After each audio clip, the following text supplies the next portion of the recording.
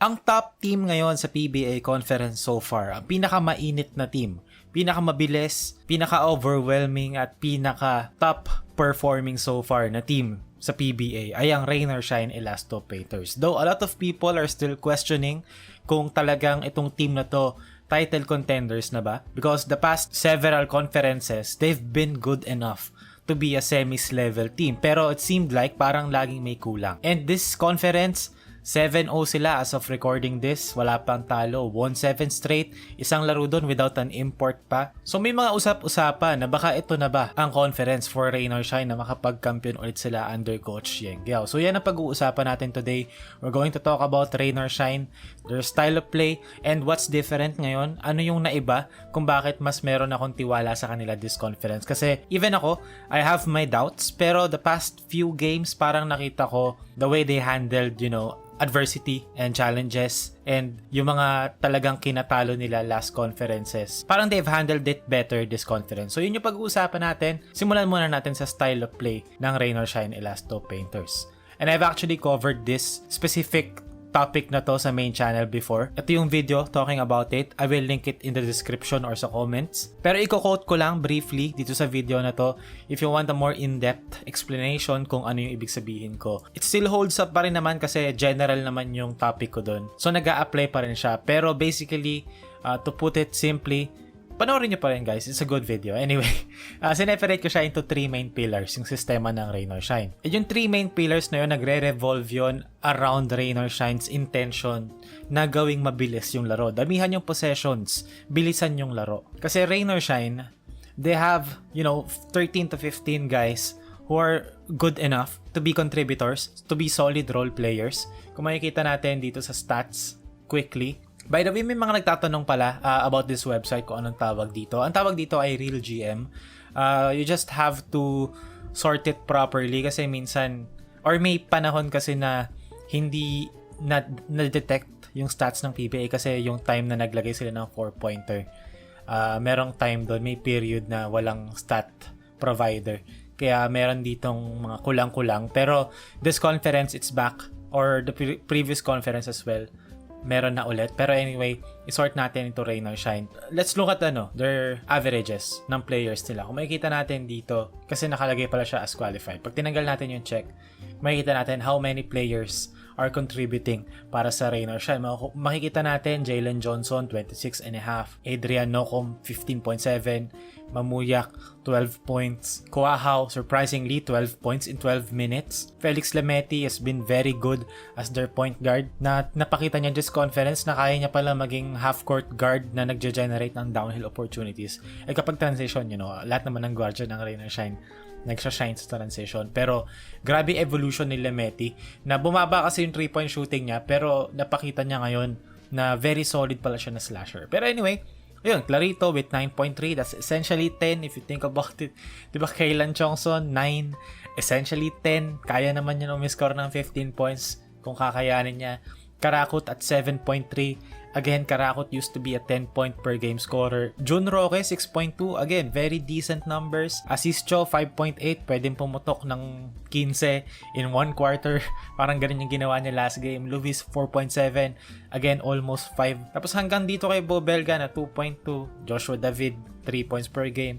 Manaytay, 3.4. Michael Malonzo, 3.9. Santillan, 4.4. Diba? These are numbers na pag tinignan mo siya, yes, they only have, 5 or let's just say 5.5 or 5.75 players. So, ang dami nun actually. 1, 2, 3, 4, 5 players na double digits and then meron dalawa na 9. Madami yun. Pero if you look at here, sa portion na to, may 7.3, may 6.2, may 5.8, may 4.7, may 4.5, may 4. If you inad mo lahat yun, ang dami nun. And, kumbaga, 16 players, so lahat, sige, tanggalin na natin si Belga. Let's just say mga 13.5 players sa roster nila kayang mag-contribute ng at least, 3.5 or 4 points sa isang laro, which is malaking bagay. Yung 4 points, malaking bagay yun. Stephen Holt nga, minsan 4 points lang eh. Pero anyway, again, going back to the video na nire-refer ko kanina pa, yung Rain or Shine kasi, they overwhelm their opponents with possessions and yung breakneck pace nila. Kumbaga ngayon, through 7 games, Rain or Shine, nag-a-average ng 121 points per game. Leader sila. And yung 121 na yon, 14 points more yon sa number 2 na Meralco Bolts with 107.8. Dahil yan nga sa possessions and pace ng Rain or Shine. They run, basta sablay ang kalaban, they run, even pasok nga coming off a basket ng kalaban, they still run, they still push the ball, and they shoot a lot of 3-pointers. Number 1 din sila in terms of 3-point shooting. Kung makikita natin, sheer amount of attempts, 41.7, makes 14.5 per game. And halos 35% yun, which is, league average. Considering na 42 attempts sila, ang dami nun. 35% sa 42 attempts is a good number. And ayun, kasi nga they overwhelmed their opponents with pace. And if you listen to Coach Yeng's timeouts, lagi niya sinasabi yan, let's keep the pace up, takbuhan lang natin kasi hindi sila makakasabay. Laro natin to. Yun talaga yung identity ng Rain or Shine. Tumakbo ng tumakbo. And ang doubt ng maraming tao, ang criticism sa kanila, or kung bakit may mga tao pa rin na hindi fully sold sa kanila. Kasi pagdating ng semifinals ng playoffs, going up against teams like maybe a TNT, a San Miguel, or a Ginebra, Meralco maybe. I think kaya nila Meralco this conference. Pero anyway, yun nga, kapag bumagal na yung laro and naging half-court game na siya, doon na nagkakaroon ng problema. Kasi heavily reliant ng Rain or Shine sa transition baskets. Kung makikita natin dito sa advanced stats, sort natin ito, advanced stats, pagdating sa pace and possessions, sobrang layo. Number 1 ng Rain or Shine, 87.4. Ang laki ng 6-point gap sa pace. And in terms of possessions, diba, almost 50 yung layo, ang dami. Kasi Rain or Shine, purposely, binibilisan talaga ng laro. Dinadamihan nila yung possessions and yung attempts. Kasi they have a lot of players na pwede na lang i-shuffle around. And yung players na yung competent enough to contribute nga, diba? At least 4 points. So you add all of those up, diba? Magawa 120 points talaga. Pero, pagdating ng semifinals, bumagal na yung laro, naging half-court game na, hindi ganun kadali kasing i-generate yung same gravity sa half court, 'di ba? Kung wari may Gian Mamuyak, there's maybe a Felix Lemeti now, or Adrian Noco, their quote-unquote go-to guy right now pag all Filipino.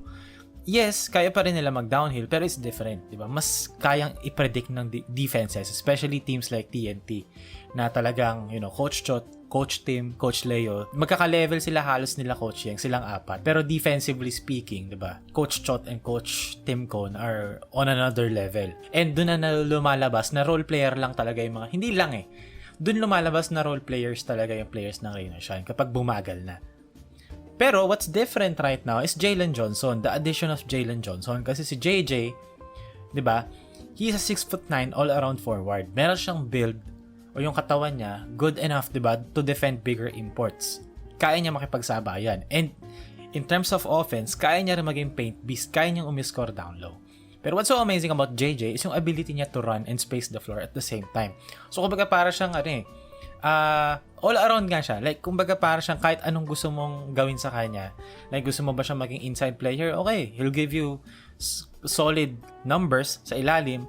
Gusto mo ba siya maging stretch big and wag masyadong, humingi ng possessions? Sure, diba, gagawin niya rin yun. Tatayo-tayo lang siya, magsaset-set lang siya ng screen, magpapap lang siya. Kahit hindi mo natakbo sa kanya yung offense, magsasucceed siya doon. And gusto mong takbuhan, makikisabay siya sa takbuhan, siya pa mauuna. So, kumbaga, fit na fit siya sa gustong gawin ng Rain or Shine. And from sheer takbuhan, na-check sila ng TNT, biglang naging sobrang bagal. Every possession, inside out, poste kay Dion Thompson if mag-help kick out to a shooter. And that is not Rain or Shine basketball. Oo, they had success with Aaron Fuller noon. Some sort of success. And some sort of success also with Dion Thompson. Pero now with JJ, walang nagbabago Kumbaga kahit nahahabol sila, pag bumabagal yung laro, andun pa din Rain or Shine pa rin sila. And I hope, diba, ito na yun. I hope this is the, conference na mananalo sila ng championship. I really hope na talagang manalo sila. And marami magko-comment, Ginebra bias ka naman. Honestly guys, mag-aalay ako ng conference. And willing akong i-alay tong, kumbaga kung gusto nga i-tank tong season na to for Ginebra, gagawin ko para meron silang dalawang top 5 picks Tapos Rain or Shine champion. Win-win for me yun kasi second team ko Rain or Shine I really like Rain or Shine. Mag-aalay ako ng championship para mag-champion lang Rain or Shine. And I think this is the perfect conference na kaya nilang gawin yun. Kasi Bol, TNT, hindi sila parang TNT maglaro SMB naman, baka mag-next level sila with Benny Boatwright, but still, may cracks in their armor. And Meralco is Meralco, and quarterfinals, lagi nagcho-choke. Di ba yung mga ganung bagay? This is the conference for Reynor Shan and I hope ito na yun.